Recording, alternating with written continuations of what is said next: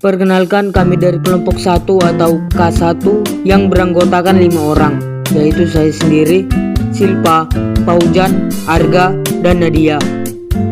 Pada kesempatan kali ini, saya akan mempresentasikan mengenai sifat-sifat dalam perpangkatan.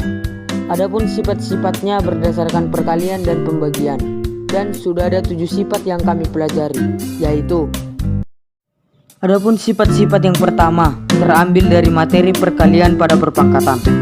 Sifat yang pertama, A pangkat M dikali A pangkat N sama dengan A pangkat M ditambah N.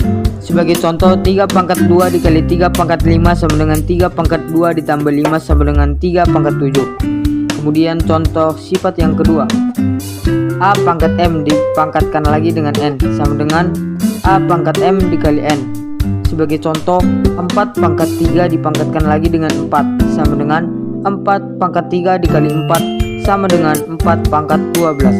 Kemudian contoh sifat yang ketiga, A dikali B pangkat N sama dengan A pangkat N dikali B pangkat N. Sebagai contoh, 2 dikali 3 pangkat 8 sama dengan 2 pangkat 8 dikali 3 pangkat 8. Adapun sifat yang selanjutnya terambil dari materi pembagian pada perpangkatan.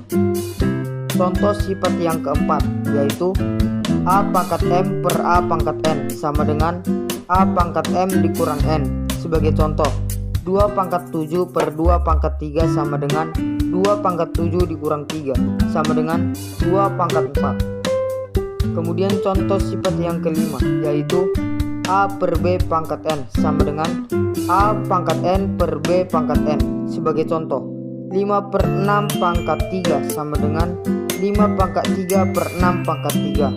Kemudian contoh sifat yang keenam, yaitu A pangkat 0 sama dengan 1. Sebagai contoh, 1001 pangkat 0 sama dengan 1.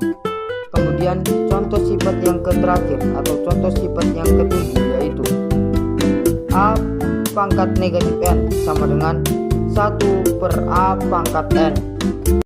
Demikian hasil presentasi kami mengenai sifat-sifat dalam perpangkatan. Sekian dan terima kasih.